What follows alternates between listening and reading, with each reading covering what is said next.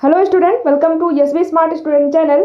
आज हम 2018 का क्वेश्चन पेपर सॉल्व करेंगे और लैंग्वेज फर्स्ट हिंदी का। ठीक है, जिन्होंने भी लैंग्वेज फर्स्ट हिंदी लिया होगा उनके लिए चाहे पेपर 1 हो या पेपर 2 हो, क्योंकि लैंग्वेज फर्स्ट और लैंग्वेज 2 का जो भी सिलेबस है वो पेपर 1 और पेपर 2 के लिए दोनों का सेम ही है। ठीक है, तो ये आपका 2018 का क्वेश्चन पेपर है। इसके पहले हमने 2024 का जनवरी और जुलाई का सेट सॉल्व किया, अगस्त का सॉल्व किया और 2011 जून का भी सॉल्व किया हुआ है। ठीक है, आज हम 2018 का क्वेश्चन पेपर सॉल्व करेंगे। तो जिन्होंने भी लैंग्वेज फर्स्ट हिंदी लिया होगा, क्योंकि ज़्यादातर लोग लैंग्वेज फर्स्ट हिंदी ही लेते हैं और लैंग्वेज सेकंड जो होता है उनका वो आप कुछ भी ले सकते हो। आप लैंग्वेज सेकंड में इंग्लिश ले सकते हो या संस्कृत या उर्दू, कुछ भी ले सकते हो, लेकिन लैंग्वेज फर्स्ट आपकी हिंदी ज़्यादातर लोगों का होता है। ठीक है, तो लैंग्वेज फर्स्ट इसमें 15 नंबर का आपका पैसेज रहेगा और 15 नंबर की पेडागोजी रहेगी। ठीक है, तो हम पेडागोजी और पैसेज दोनों को देखेंगे और हमें कैसे सॉल्व करना है। टाइम को भी आपको मैनेज करके चलना है, क्योंकि बाद में क्या होता है, जब आप एग्जाम में पेपर देते हो तो क्या होता है, टाइम लास्ट में आपके पास बचता नहीं है पैसेज सॉल्व करते टाइम। ठीक है, तो आपको चाहिए जब तक आप प्रीवियस ईयर क्वेश्चन पीवाईक्यू जिसे बोलते हो ना, PYQ previous year question paper लगाना बहुत इंपॉर्टेंट होता है, खासकर सीटेट में, क्योंकि सीटेट में क्वेश्चन आपके बहुत रिपीट होते हैं। ठीक है, फिलहाल हम क्लास को करेंगे स्टार्ट। पहले हम पैसेज सॉल्व करेंगे, उसके बाद आपका 15 नंबर की जो पेडागोजी है उसे भी सॉल्व करेंगे। ठीक है, इसमें देखिए ऊपर लिखा भी होता है, आप ध्यान देकर ये सेट सॉल्व करेंगे। ठीक है, नहीं तो क्या होता है, क्योंकि 2 सेट जो है वो हिंदी का होता है, तो आपने अगर लैंग्वेज फर्स्ट हिंदी लिया होगा तो यहाँ पे देखिए साफ साफ लिखा होता है, इसको पढ़कर ही सॉल्व करिए, क्योंकि जो दोबारा देते हैं उनको तो पता होता है, लेकिन जो फर्स्ट टाइम जाता है एग्जाम देने उनको ये बातें नहीं पता होती है। हम अलग से एक पूरी वीडियो बनाए हुए हैं, आप जाके देखिएगा और आपको लैंग्वेज फर्स्ट और सेकंड पेपर में कैसे क्या कुछ होता है वो सारी बातें हमने आपको बताई हुई है। यहाँ पे महत्वपूर्ण करके लिखा हुआ है, परीक्षार्थी भाग 4 प्रश्न संख्या 91 से 120 के प्रश्नों के उत्तर केवल तभी दें यदि उन्होंने भाषा फर्स्ट का विकल्प हिंदी चुना हो। ठीक है, अगर आपने भाषा फर्स्ट का विकल्प हिंदी चुना हो तब आप ये सेट सॉल्व करेंगे। ठीक है, पहले हम पैसेज को पढ़ेंगे, उसके बाद इसका आंसर करेंगे और समझेंगे भी। ठीक है, नीचे दिए गए गद्यांश को पढ़कर पूछे गए प्रश्न संख्या 91 से 98 के सही सबसे उपयुक्त उत्तर वाले विकल्प आपको चुनना है और पैसेज में खासकर आपको अपना दिमाग नहीं लगाना है, जो पैसेज में कहा गया है वहीं से आपको आंसर करना है। ठीक है, पैसेज को ध्यान से पढ़िएगा क्योंकि आंसर भी हमें यहीं से करना है। एक बार पैसेज पढ़िएगा। भारत 15 अगस्त 1947 को आजाद हुआ। इस आजादी के लिए पूरे देश की जनता ने एक लंबा और मुश्किल संघर्ष चलाया था। इस संघर्ष में समाज के बहुत सारे तबकों की हिस्सेदारी थी। तरह तरह की पृष्ठभूमि के लोगों ने इसमें भाग लिया। वे स्वतंत्रता, समानता तथा निर्णय प्रक्रिया में हिस्सेदारी के विचारों से प्रेरित थे। ठीक है, औपनिवेशिक शासन के तहत लोग ब्रिटिश सरकार से भयभीत रहते थे। वे सरकार के बहुत सारे फैसलों से असहमत थे, लेकिन अगर वे इन फैसलों की आलोचना करते तो उन्हें भारी खतरों का सामना करना पड़ता था। स्वतंत्रता आंदोलन ने यह स्थिति बदल डाली। राष्ट्रवादी खुलेआम ब्रिटिश सरकार की आलोचना करने लगे और अपनी मांगे पेश करने लगे। 1885 में ही भारतीय राष्ट्रीय कांग्रेस ने अपनी मांग की विधायिका में निर्वाचित सदस्य होने चाहिए। ठीक है, उसके आगे पढ़ेंगे।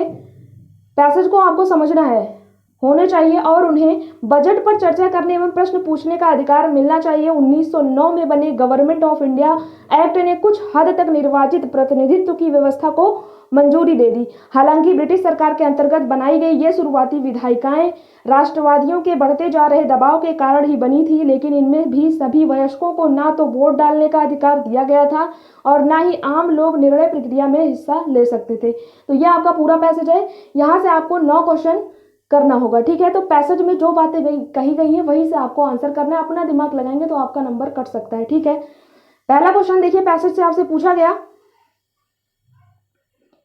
91 देखिएगा, लोग किन विचारों से प्रेरित होकर आजादी के संघर्ष में शामिल हुए। ठीक है, स्वतंत्रता से कि समानता, निर्णय प्रक्रिया में हिस्सेदारी या उपयुक्त सभी। तो देखिए आपने फर्स्ट लाइन में ही पढ़ा होगा, इसमें सारे होंगे, फोर्थ वाला ऑप्शन आपका करेक्ट होगा। देखिए इसमें कहा जा रहा है, इस आजादी के लिए पूरे देश की जनता ने एक लंबा और मुश्किल संघर्ष चलाया। इस संघर्ष में समाज के बहुत सारे तबकों की हिस्सेदारी थी।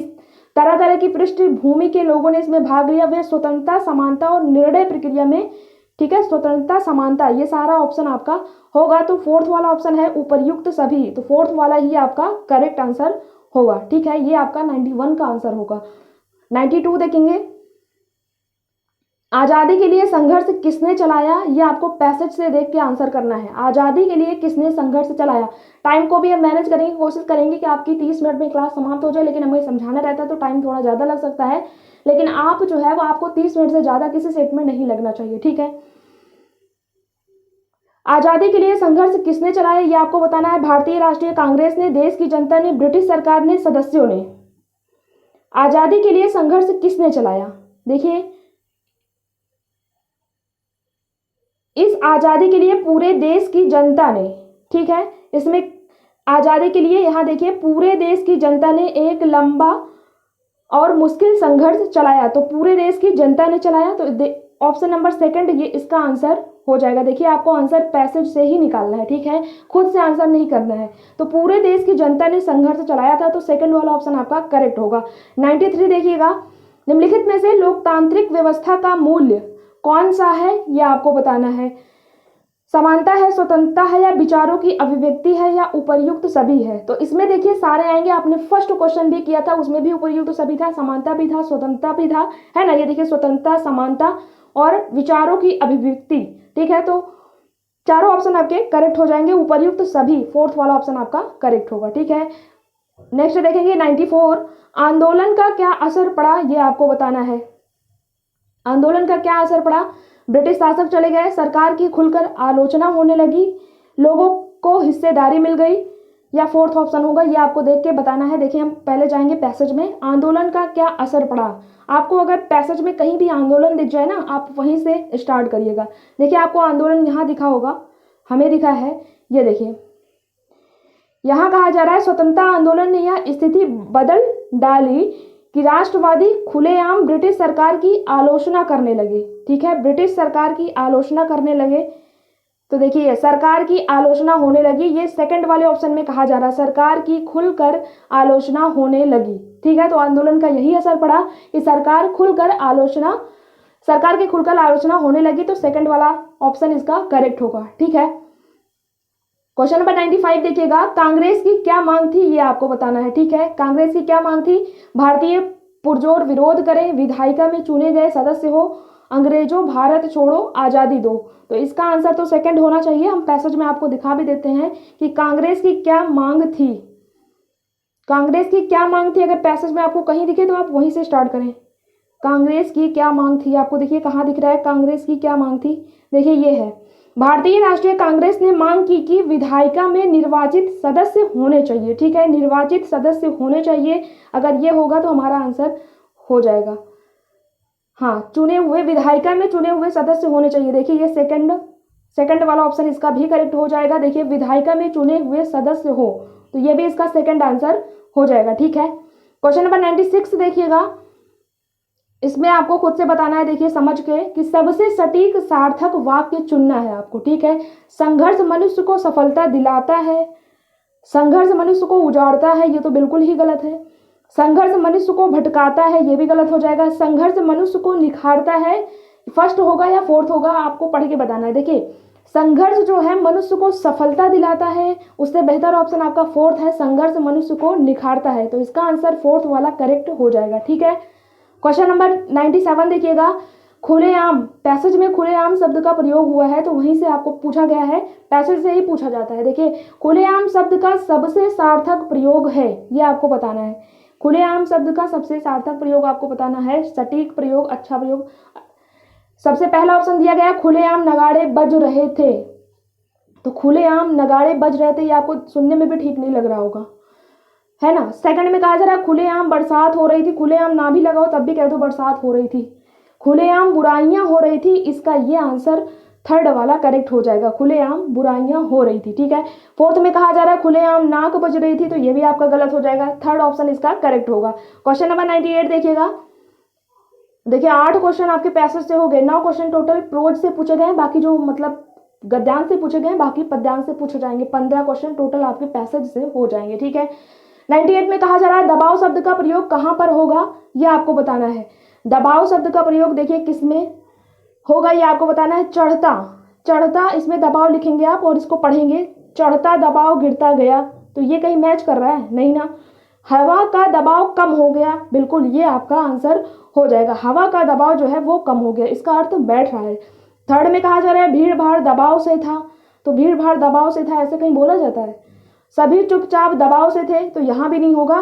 सेकंड में मैच कर रहा है कि हवा का दबाव कम हो गया, तो सेकंड आंसर 98 का आपका हो जाएगा। ठीक है, क्वेश्चन नंबर 99 देखेंगे, लास्ट क्वेश्चन प्रोज से मतलब गद्यांश से जो पूछा गया, नहीं टोटल 98 ही क्वेश्चन है, ये आपके हो गए। ठीक है, अब जो गद्यांश से क्वेश्चन पूछे गए थे 98 तक के, अब आपके पद्यांश से क्वेश्चन पूछे जाएंगे, तो टोटल आपके 15 क्वेश्चन हो जाएंगे। ठीक है, क्योंकि 91 से आपने स्टार्ट किया था और यहाँ 99 से 105 तक के आपके 15 क्वेश्चन हो जाएंगे गद्यांश और पद्यांश से। ठीक है, उसके बाद हम पेडागोजी को भी करेंगे और समझेंगे। इसमें कहा गया नीचे दी गई कविता को पढ़कर पूछे गए प्रश्नों संख्या 99 से 105 के सही सबसे उपयुक्त उत्तर वाले विकल्प को आपको चुनना है। देखिए इसमें जो काव्यांश दिया गया है, मतलब जो पद्यांश दिया गया है वो थोड़ा लॉन्ग है, देखिए बहुत लॉन्ग है, इसको समझना पड़ेगा आपको, तो इसी में टाइम लग जाता है। ठीक है, तो 30 मिनट से ज़्यादा आपको टाइम नहीं देना है, नहीं तो लास्ट में क्वेश्चन आपके एग्जाम में छूटने लगते हैं। ठीक है, देखिए एक बार पढ़ेंगे हम पद्यांश को। क्या लिखा हुआ है, मुख्य गायक के चट्टान जैसे भरी स्वर का साथ देती, वह आवाज सुंदर कमजोर कांपती हुई थी। वह मुख्य गायक का छोटा भाई है या शिष्य या पैदल, मुख्य गायक की गरज में वह अपनी गूंज मिलाता आया है। प्राचीन काल से गायक जब अंतरे की जटिल तानों के जंगल में खो चुका होता है, उसके आगे बढ़ेंगे, या अपने ही सरगम को लांघ कर चला जाता है भटकाता हुआ एक अनहद में, तब संगतकार की स्थाई को संभाले रहता है जैसे समेटता हो मुख्य गायक का पीछे छूटा हुआ सामान, जैसे उसे याद दिलाता हो उसका बचपन जब वह नौसिखिया था। ठीक है, इसमें यह लिखा हुआ है, थोड़ा सा और पैसेज है, बस खत्म ही होने वाला है। देखिए उसके आगे क्या है, तार सप्तक में जब बैठने लगता है उसका गला प्रेरणा साथ छोड़ती हुई उत्साह अस्त होता हुआ, आवाज से राख जैसा कुछ गिरता हुआ, तभी मुख्य गायक को ढांढस बांधता। ठीक है, कहीं से चला आता है संगतकार का स्वर, कभी कभी वह यूं ही दे देता है उसका साथ, यह बताने के लिए वह अकेला नहीं है और यह कि फिर से गाया जा सकता है गाया जा चुका राग। उसके आगे, और उसकी आवाज में जो एक हिचक साफ सुनाई देती है या अपने स्वर को ऊंचा न उठाने की जो कोशिश है उसे विफलता नहीं उसकी मनुष्यता समझा जाना चाहिए। तो ये आपका पद्यांश है। अब यहां से आपको आंसर करने हैं। ठीक है, पहला क्वेश्चन 99 देखिए, संगतकार मतलब एक गायक होते हैं और एक संगीतकार होते हैं, तो वही क्वेश्चन है आपसे। इसमें पूछा जा रहा है संगतकार के माध्यम से कवि किस प्रकार के व्यक्तियों की और संकेत करना चाह रहा है। तो इसमें संगतकार एक संगीत गा रहा है और ये गायक को मतलब सहयोगी मतलब उसको सहयोगी की ओर संकेत कर रहा है। ठीक है, तो इसमें यही पूछा जा रहा है कि संगतकार के माध्यम से कवि किस प्रकार के व्यक्तियों की ओर संकेत कर रहा है, तो सहयोगी की ओर संकेत कर रहा है। इसका फर्स्ट ही आंसर हो जाएगा। सेकंड में कहा जा रहा था सहृदय या समरस या संग दिल, तो इसका फर्स्ट ही आंसर हो जाएगा। ठीक है, क्वेश्चन नंबर 100 देखिएगा, 100, चट्टान जैसा भारी स्वर से आशय है, ये आपको बताना है। चट्टान जैसा भारी स्वर, चट्टान जैसा भारी स्वर से क्या आशय है, मोटी आवाज है, पुरुष की आवाज है, गंभीर आवाज है या पत्थर की आवाज है। तो देखिए चट्टान जैसी आवाज का मतलब देखिए मोटी आवाज तो होगा नहीं, ठीक है, पुरुष की आवाज भी नहीं होगा, ये गंभीर आवाज है। ठीक है, गंभीर आवाज, थर्ड ऑप्शन इसका करेक्ट होगा। क्वेश्चन नंबर 101 देखिएगा, गायक जब अंतरे की जटिल तानों के जंगल में खो चुका होता है के मायने हैं अंतरे को गाते हुए वह। देखिए ये आपके पद्यांश से लिया गया है और इसमें कहा गया है कि वो जंगल में जब खो जाता है तो अंतरे को गाते हुए वह भटक जाता है, लीन हो जाता है, बेसुरा हो जाता है, बेलगाम हो जाता है। तो वो जंगल में गाते गाते मतलब खो जाता है, लीन हो जाता है। ठीक है, तो इसका सेकंड आंसर होगा लीन हो जाता है। ठीक है, आप पद्यांश अगर ठीक से पढ़े होंगे तो आप आंसर कर पा रहे होंगे। हमें ये लास्ट में बताइएगा कि आपके कितने क्वेश्चन 30 में से कितने करेक्ट हुए हैं। ठीक है, अब 102 से आपसे पूछा गया अनहद शब्द में आपको उपसर्ग बताना है। ठीक है, उपसर्ग है, प्रत्यय है, क्या है बताना है। ठीक है, आ उपसर्ग लगा हुआ है या दा प्रत्यय लगा हुआ है, अन उपसर्ग लगा हुआ है या हद प्रत्यय लगा हुआ है। तो प्रत्यय क्या होता है, उपसर्ग क्या होता है, ये तो आपको पता ही होगा, है ना। आपने डीएलएड या बीएड किया हुआ है और एग्जाम की तैयारी भी की होगी, कॉम्पिटेटिव एग्जाम की। तो प्रत्यय क्या होता है हमने भी हिंदी वाली क्लास में करवाया हुआ है, अगर आपने देखा होगा तो, है ना। देखिए अनहद शब्द में क्या है, इसमें अन उपसर्ग लगा हुआ है। उपसर्ग क्या होता है जो स्टार्टिंग में आपका लगता है और प्रत्यय लास्ट में लगता है। ठीक है, तो अन उपसर्ग लगा हुआ है, इसका आंसर थर्ड होगा, अन उपसर्ग है इसमें, ठीक है, अन उपसर्ग लगा हुआ है। क्वेश्चन नंबर 103 देखिएगा, या एक दो क्वेश्चन आपके ग्रामर से आते हैं, ठीक है, इसीलिए कहते हैं कि लैंग्वेज फर्स्ट या लैंग्वेज सेकंड में आप पूरा ग्रामर ना पढ़ें, केवल लैंग्वेज सेकंड अगर आपकी इंग्लिश है तो उसमें पार्ट ऑफ स्पीच से क्वेश्चन आ जाते हैं आपके, और इसमें आपको अलंकार पूछ सकता है, किसी ईयर में पूछा गया है अलंकार में, किसी में पूछा जाता है, किसी में आपकी संधि पूछ लेता है, किसी में उपसर्ग प्रत्यय विलोम ये सारी चीजें पूछ लेता है, ठीक है, जो कॉमन होती है। 103 देखिएगा, कहा जा रहा है राख जैसा कुछ गिरता हुआ का अर्थ है, आपको ये बताना है कि राख जैसा कुछ गिरता हुआ इसका क्या अर्थ है, बुझता हुआ स्वर, ऊंचा स्वर, उदास स्वर, भयभीत स्वर। तो आपने अगर गद्यांश पद्यांश को सही से पढ़ा होगा तो इसका आंसर आप फर्स्ट ही करेंगे, बुझता हुआ स्वर होगा, ठीक है, ना ऊंचा स्वर होगा, ना उदास होगा, ना भयभीत स्वर होगा। क्वेश्चन नंबर 104 देखिएगा, संगतकार का क्या अर्थ है, यह आपको बताना है, संगतकार का क्या अर्थ है। गायक का साज उठाने वाला, गायक के साथ रहने वाला, गायक के साथ गाने वाला, गायक को बिखरने से बचाने वाला, ठीक है, यह आपको बताना है। गायक का साज उठाने वाला ये भी नहीं होगा, गायक के साथ रहने वाला, गायक के साथ गाने वाला, गायक को बिखरने से बचाने वाला। जैसे आप गायक एक गाते हैं तो उसमें संगीतकार होता है ना, संगीत का भी मेन मुद्दा होता है, ठीक है, वो उसकी पृष्ठभूमि होते हैं ना संगीतकार, तो इसका आंसर फोर्थ होगा। 105 देखिएगा, इसमें कहा जा रहा है ढांढस बांधना का अर्थ है। देखिए आपने अभी पद्यांश पढ़ा होगा तो उसमें एक वर्ड आया होगा ढांढस बंधाना, इसका क्या अर्थ है या आपको बताना है, तसल्ली देना, आशीर्वाद देना, आज्ञा देना या रक्षा सूत्र बांधना। तो फोर्थ तो बिल्कुल ही गलत होगा, या आपको पढ़ने से ही समझ आ रहा होगा। आज्ञा देना, आशीर्वाद देना तो दोनों एक ही हो जाएगा, आशीर्वाद देना, अच्छा आशीर्वाद देना और एक आज्ञा देना, ठीक है, तो फर्स्ट ही इसका आंसर होगा तसल्ली देना, मतलब ढांढस बांधना, ठीक है, फर्स्ट इसका आंसर होगा तसल्ली देना। 106 देखिएगा, अब आपके पेडागॉजी से क्वेश्चन पूछे जाएंगे। 15 नंबर आपके हो गए प्रोज से, मतलब गद्यांश और पद्यांश से, पैसेज से। अब आपसे पूछे जाएंगे पेडागॉजी से, अब पेडागॉजी के क्वेश्चन हम करेंगे, ठीक है।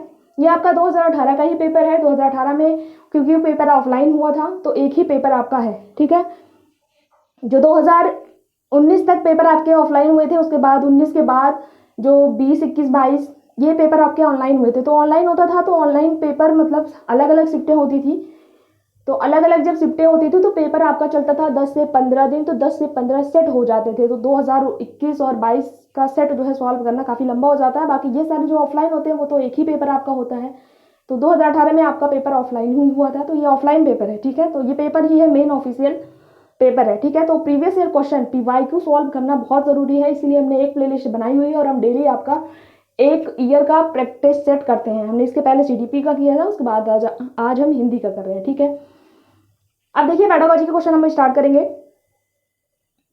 पेडागॉजी में आपकी समझ अच्छी होनी चाहिए, आप आंसर कर सकते हो, ठीक है। इसमें देखना है हमें बच्चे के हित में कौन सी बात कही जा रही है, जिसमें बच्चा किस ऑप्शन में एक्टिव है ये देखना है, ठीक है। 106 देखिए, कहा जा रहा है पढ़ना सीखने के लिए आवश्यक है कि, पढ़ना सीखने के लिए क्या आवश्यक है ये आपको बताना है। फर्स्ट ऑप्शन में कहा जा रहा है केवल लक्ष्य भाषा सुनने का माहौल हो, मतलब केवल जो आपकी लक्ष्य भाषा हो केवल वही आप सुनो, ये पढ़ना सीखने का उद्देश्य तो नहीं होना चाहिए। सेकंड में कहा जा रहा है घर की भाषा सुनने बोलने को मिले, पढ़ना सीखना तभी आप पढ़ पाएंगे जब आप घर की भाषा, तो ये मतलब कहा जा रहा है केवल घर की भाषा सुनने बोलने को मिले, तो ये नहीं होगा। थर्ड में कहा जा रहा है, देखिए कहा जा रहा है लक्ष्य भाषा की अर्थपूर्ण और रोचक सामग्री सुनने पढ़ने को मिले, तो ये ऑप्शन आपका करेक्ट होगा थर्ड वाला।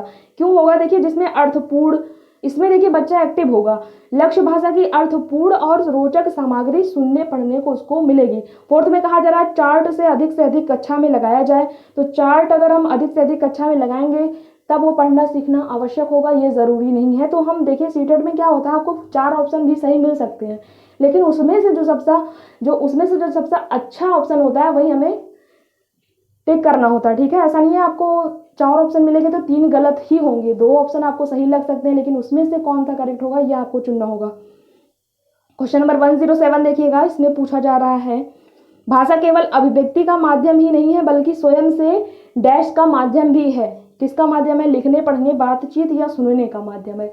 तो देखिए भाषा केवल अभिव्यक्ति का माध्यम नहीं है, ये केवल देखिए ये बातचीत का भी माध्यम है ना, संचार के बातचीत, भाषा के द्वारा ही तो आप हमारे देखिए हम जो बोल रहे हैं भाषा के ही माध्यम से आप सुन पा रहे हो, भाषा के ही माध्यम से आप किसी से बात करते हो, तो बातचीत का भी माध्यम है, तो इसका आंसर होगा थर्ड, ठीक है, बाकी लिखने पढ़ने सुनने ये नहीं आएगा। क्वेश्चन नंबर 108 देखिएगा, लड़के होकर रोते हो यह कथन है। देखिए ये कहा जाता है ना कि लड़के रोते नहीं है, लड़कियां रोती हैं, लड़कियां गुड़िया खेलेंगी, लड़के कार चलाएंगे, लड़कियां बाहर नहीं जाएंगी, लड़के, है ना। तो ऐसा कई कई जगह पे होता है, कई कई देखिए गांव वगैरह में लड़कियों को बाहर नहीं जाने दिया जाता है। तो ये सारी चीज़ें जो होती है ये क्या है, एक जेंडर रूढ़िवादिताएं हैं ये सब, है ना, कि लड़कियां गुड़िया ही खेलेंगी, लड़के कार चलाएंगे। तो ये कोई ज़रूरी नहीं है, ये सब समाज ने एक रूढ़िवादिताएं बनाई हुई हैं, ये पहले से नहीं है, एक समाज ने ही निर्धारित किया गया है ना, इस समाज में ही निर्धारित है। तो यही कहा जा रहा है कि लड़के होकर रोते हो यह कथन है, भाषा को बच्चों की दृष्टि से पढ़ने को बाध्य करता है। अच्छा, भाषा को बच्चों की दृष्टि से पढ़ने को बाध्य करता है, भाषा की दृष्टि से नहीं, जेंडर की दृष्टि से होगा। भाषा को अध्यापकों की दृष्टि से पढ़ने को बाध्य करता है, ये भी नहीं होगा। भाषा को जेंडर की दृष्टि से पढ़ने को बाध्य करता है, ये आपका आंसर हो जाएगा। ठीक है, जेंडर की दृष्टि से बाध्य करता है। फोर्थ में कहा जा रहा है भाषा को यहाँ व्याकरण की दृष्टि से पढ़ने को बाध्य करता है, तो इसलिए आपका ये भी नहीं होगा, ये जेंडर की दृष्टि से होगा, इसलिए थर्ड आपका आंसर इसका होगा। ठीक है, क्वेश्चन नंबर 109 देखेंगे, कहानी के संदर्भ में कौन सा कथन उपयुक्त लगता है, ये आपको बताना है। कहानी में संवाद होना आवश्यक है, कहानी में शुरुआत होना आवश्यक है, कहानी में शुद्ध भाषा का होना आवश्यक है, कहानी में कथानक का होना आवश्यक है। तो कहानी में जो है वो कथानक का होना आवश्यक है, ना कि संवाद, शुरुआत, शुद्ध भाषा। सबसे बेस्ट ऑप्शन आपका फोर्थ है, तो फोर्थ आपका करेक्ट आंसर हो जाएगा। क्वेश्चन नंबर 109 किया, अब 101, अच्छा 110 करेंगे। इसमें कहा जा रहा है एक भाषा के अध्यापक को बच्चों में, ये आपसे पूछ रहा है, एक भाषा के अध्यापक को बच्चों में क्या देखना चाहिए, ये आपको बताना है। फर्स्ट ऑप्शन में कहा जा रहा है भाषा सिद्धांतों की समझ विकसित करने पर बल देना चाहिए। सिद्धांत कहा जा रहा है कि भाषा के सिद्धांतों की समझ विकसित करने पर बल दिया जाना चाहिए, तो सिद्धांत पर नहीं। सेकंड में कहा जा रहा है आलंकारिक भाषा प्रयोग की समझ विकसित करने पर बल देना चाहिए, तो आलंकारिक पे नहीं। थर्ड में कहा जा रहा है विविध संदर्भों में, देखिए विविध जैसे वर्ड आप देखें इसका आंसर करेक्ट हो जाएगा। ठीक है, देखिए आप टीचर कैसे ऑप्शन को करेक्ट करता है, ये चीजें आप देखा करें, और हम कैसे गलत करते हैं ये भी आपको बताते हैं कि कौन सा वर्ड इसमें निगेटिव है। जैसे यहाँ पे सिद्धांत पर केवल समझ विकसित करने पे कहा जा रहा था, तो ये आपका गलत हो गया। यहाँ कहा जा रहा है अलंकारिक भाषा प्रयोग, तो इसलिए ये गलत हो जाएगा। और थर्ड में कहा जा रहा है विविध संदर्भों में भाषा प्रयोगों की क्षमता विकसित करने पे बल देना चाहिए, तो ये आपका करेक्ट हो जाएगा। विविध मतलब अनेक संदर्भों में भाषा प्रयोगों की क्षमता विकसित करने पे बल देना चाहिए, इसलिए आपका थर्ड करेक्ट हो जाएगा। जो आप टैग वर्ड अलग से पढ़ते हो, अगर ये क्वेश्चन सॉल्व करते टाइम आप टैग वर्ड देखोगे तो आपको ज़्यादा समझ में आएगा, क्योंकि क्वेश्चन में कई बार नहीं वर्ड लगा के भी पूछ लिया जाता है, तो वहाँ आपका टैग वर्ड काम नहीं करता। ठीक है, फोर्थ में कहा जा रहा था शुद्ध भाषा प्रयोग की क्षमता विकसित करने पर बल देना चाहिए, यहाँ पे शुद्ध भाषा पर कहा जा रहा था, तो सबसे बेस्ट ऑप्शन आपका थर्ड है, थर्ड ही करेक्ट होगा। ठीक है, 110 के बाद हम 111 देखेंगे। इसमें कहा जा रहा है कोई भाषा किसी भी लिपि में लिखी जा सकती है, इस कथन पर आपकी क्या राय है। तो हिंदी कौन सी लिपि में लिखी जाती है, देवनागरी लिपि में लिखी जाती है ना। तो पूछा जा रहा है कि कोई भाषा किसी भी लिपि में लिखी जा सकती है, इस पर आपकी क्या राय है। यह बिल्कुल संभव नहीं है। भाई संभव हो सकता है ना, कैसे संभव होगा आपको बताते हैं। यह बहुत हद तक संभव है, ये बात आपकी सही होगी सेकंड, क्योंकि देखिए हिंदी आप लिखते हो, जैसे हम बोल रहे हैं कि आप ठीक हो, आप लिख रहे हो आप ठीक हो, ठीक है, या आप हिंदी में लिख रहे हो आप ठीक हो, ठीक है, हिंदी में कुछ भी लिख रहे हो, ये हिंदी में हमने लिख दिया आप ठीक हो। इसको आप इंग्लिश में भी लिख सकते हो कि आप ठीक हो, ठीक हो, या आप इंग्लिश में भी लिख सकते हो आप ठीक हो, और लैंग्वेज में भी आप लिख सकते हो ना आप ठीक हो। इसको कई तरीके से लिखा जा सकता है, तो वही बात है कि यह बहुत हद तक संभव है। ठीक है, ये बात हम कह सकते हैं, तो इसीलिए इसका आंसर सेकंड हो रहा है कि इसको हम देखिए लिख सकते हैं। यही वर्ड लिखा हुआ है आप ठीक हो, तो इसको हम हिंदी में लिखें या वही इंग्लिश में लिख रहे हैं, तो यह हद तक संभव है या बहुत हद तक संभव, किसी भी लिपि में लिखी जा सकती है या बहुत हद तक संभव। थर्ड में कहा जा रहा है हर भाषा की अपनी लिपि होती है, ये बात ठीक है, लेकिन उससे बेहतर ऑप्शन आपका सेकंड है। ठीक है, तो सेकंड आपका आंसर होगा, हर भाषा की लिपि होती है। जैसे हिंदी आपकी देवनागरी में लिखी जाती है ना, पंजाबी गुरुमुखी में लिखी जाती है, तो हर भाषा की अपनी लिपि होती है, बात ठीक है, लेकिन यह बहुत हद तक संभव है। जैसे हमने आपको बताया कि इंग्लिश में वही वर्ड लिखिए, वही वर्ड आप हिंदी में लिख सकते हो। ठीक है, फोर्थ में कहा जा रहा है भाषा और लिपि के बीच एक सीधा संबंध है, ये भी आपका गलत होगा, सेकंड आपका करेक्ट आंसर होगा। क्वेश्चन नंबर 112 देखिएगा। 8 क्वेश्चन आपके और बचे हुए हैं, हमें 30 मिनट में ख़त्म करने हैं। देखो ख़त्म हो पाता है कि नहीं, हमें समझाना होता है तो टाइम थोड़ा ज़्यादा लग जाता है, लेकिन आप केवल अगर सॉल्व करेंगे तो आप पहले सॉल्व कर सकते हो। 112 में कहा जा रहा है भाषा सभी विषयों के डैश में है। भाषा सभी विषयों के डैश में है, पढ़ने में, अध्यायों में, केंद्र में, प्रारंभ में। तो ये केंद्र में, ठीक है, सेंटर में।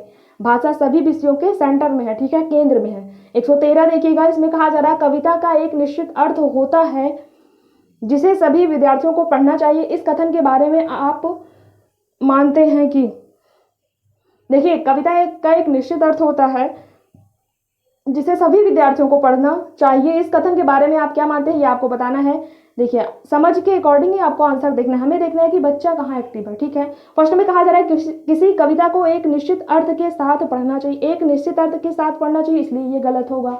सेकंड में कहा जा रहा है सभी विद्यार्थी अपने अनुभव और परिवेश में ही कविता समझते हैं, ये बात आपका करें, ठीक है, ये आपका आंसर हो जाएगा कि सभी विद्यार्थी अपने अनुभव और परिवेश में ही कविता सीखते हैं और समझते हैं, क्योंकि छोटे बच्चे अपने परिवेश और अनुभव से ही सीखते हैं, ठीक है। थर्ड में कहा जा रहा है कि कविता एक अर्थ में लिखी जिसे हर विद्यार्थी को समझना चाहिए। कहा जा रहा है कवि ने कविता एक अर्थ में लिखी है जिसे हर विद्यार्थी को समझना चाहिए, तो यहाँ विद्यार्थी किसी तरीके से एक्टिव नहीं होगा।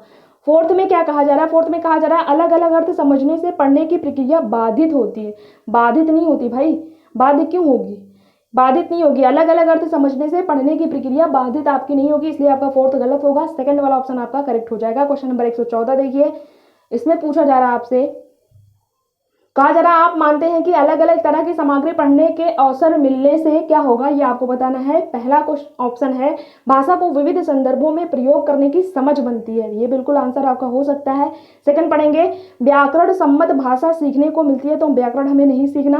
किताबों के बारे में जानकारी मिलती है, केवल किताबों के बारे में, लेखकों के बारे में जानकारी मिलती है, इसलिए ये भी आपका गलत हो जाएगा। तो फर्स्ट ऑप्शन आपका करेक्ट होगा, यहाँ बच्चा भी एक्टिव होगा और ये भाषा इसको अनेक संदर्भों में सीखने को भी मिलेगी, तो फर्स्ट इसका आंसर हो जाएगा। क्वेश्चन नंबर 115 देखिए, 5 क्वेश्चन आपके और बचे हुए हैं। इसमें कहा जा रहा है हिंदी में विज्ञान संबंधी पाठों को पढ़ाने का उद्देश्य क्या है, ये आपको बताना है, ठीक है, कि हिंदी में जो है वो विज्ञान संबंधी पाठ अगर आपके आ जाते हैं तो उसका क्या उद्देश्य है। विज्ञान की भाषा को समझना, तो विज्ञान की केवल भाषा समझने के लिए, विज्ञान विषय को गहराई से जानना, विज्ञान के प्रति जिज्ञासा बढ़ाना, विज्ञान के संदर्भ में हिंदी भाषा का प्रयोग। देखिए इसका ये भी आंसर हो सकता था, आपका थर्ड भी आंसर हो सकता था, ये थर्ड भी आंसर हो सकता है, लेकिन उससे बेहतर आपका फोर्थ है, विज्ञान के संदर्भ में हिंदी भाषा को समझना, ठीक है, तो फोर्थ आपका करेक्ट आंसर हो जाएगा। क्वेश्चन नंबर 116 देखिएगा, कहा जा रहा है लेखन क्षमता के आकलन के लिए क्या जरूरी है। फर्स्ट में कहा जा रहा है अभिव्यक्त विचारों को जांचना होगा। सेकंड में कहा जा रहा है व्याकरण सम्मत भाषा को देखना होगा। देखिए व्याकरण सम्मत तो बिल्कुल गलत हो जाएगा। थर्ड में कहा जा रहा है अर्थपूर्ण वाक्यों और संदर्भों को देखना होगा, तो ये आंसर होगा अर्थपूर्ण वाक्यों को देखना होगा, ठीक है। अर्थपूर्ण जिसके मीनिंगफुल, ये आपका इंग्लिश में भी करेक्ट होता है, देखिए जहां मीनिंगफुल अर्थ होगा वो आपका करेक्ट आंसर हो जाता है, ठीक है।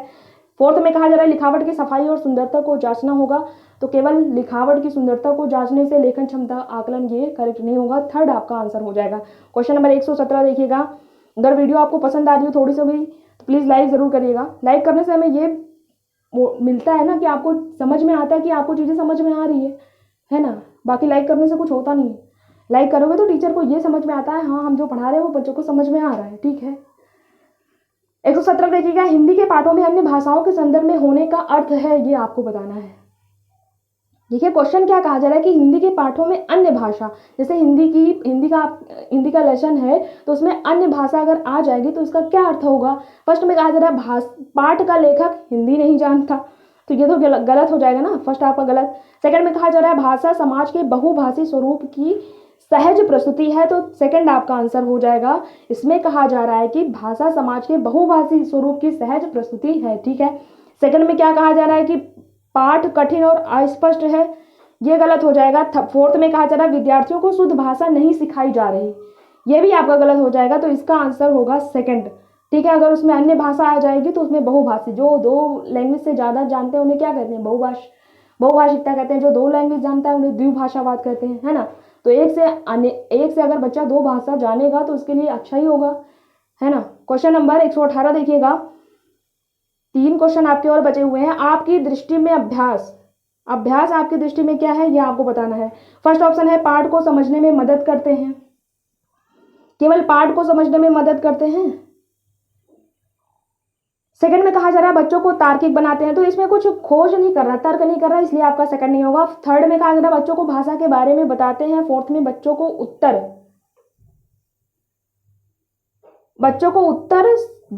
देना सिखाते हैं, उत्तर देना सिखाते हैं, तो ये भी आपका गलत हो जाएगा। बच्चों को भाषा के बारे में बताते हैं, ठीक है, तो इसका आंसर भाषा के बारे में बताते हैं, पाठ को समझने में मदद करते हैं। आपकी दृष्टि में अभ्यास क्या होते हैं? पाठ को समझ, इसमें कहा जा रहा है केवल पाठ को समझने में मदद करते हैं, इसीलिए हम थर्ड वाले के साथ ही जाएंगे, ठीक है।